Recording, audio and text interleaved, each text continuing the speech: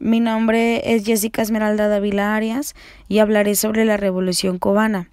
Como contexto histórico, cabe mencionar que Cuba fue una de las últimas naciones del continente americano en llegar a ser independiente, y lo logró con el apoyo de las tropas estadounidenses. Esto creó una unión política entre Estados Unidos y Cuba. La independencia de Cuba se logró a través de una guerra entre Estados Unidos y España. En 1898, con la derrota de España, Estados Unidos pasó a ejercer una influencia considerable en la isla de Cuba. Para consolidarla, el Senado estadounidense aprueba el proyecto del senador Oliver Platt y obliga a los cubanos a incorporar a su constitución llamada la Enmienda Platt.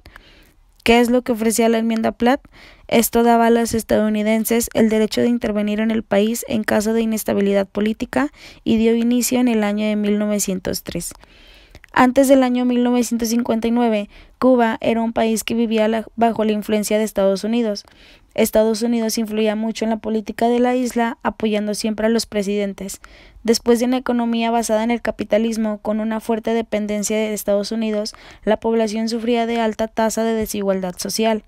Gran parte de la población cubana vivía en la pobreza, que era la mayoría gracias a la dictadura de Fulgencio Batista. Ya que su situación nunca mejoraba, el gobierno de Fulgencio era negligente con las necesidades básicas de toda la población, y también era conocida por la brutalidad que utilizaba para reprimir a sus adversarios políticos. En 1952, apoyado por los norteamericanos, Batista instaló un régimen corrupto y violento de ideas capitalistas, con grandes desigualdades sociales, donde los privilegios los tenían los más ricos y la mayoría de la población, que era pobre, vivían en situaciones muy difíciles. A todo este abuso que sufría el pueblo cubano se presentaron varias huelgas y revueltas en el cual exigían sus derechos y pedían un Cuba libre de tanto robo por parte del gobierno y Estados Unidos. En estas huelgas hubo muchas muertes de combatientes, estudiantes y jóvenes, además de detenidos en el cual estaba involucrado Fidel Castro.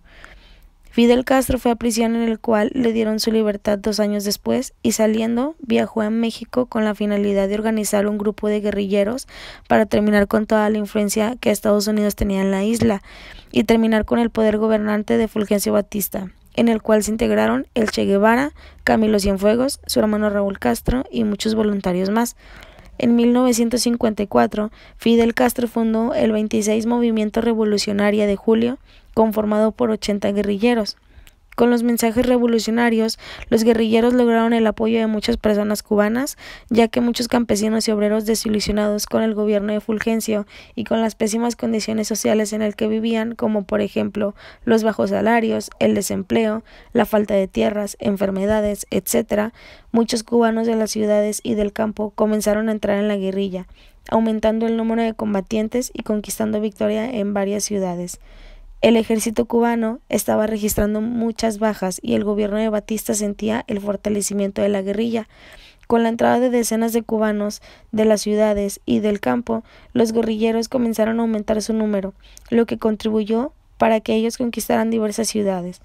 El ejército cubano ya comenzaba a percibir la dificultad de vencer aquella batalla, y el gobierno de Fulgencio sentía la presión de esta revolución.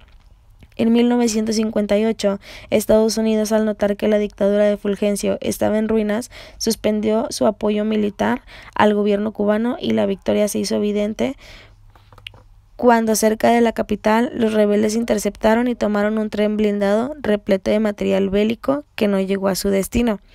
Este fue un importante contragolpe que las fuerzas revolucionarias impusieron en la dictadura de Fulgencio.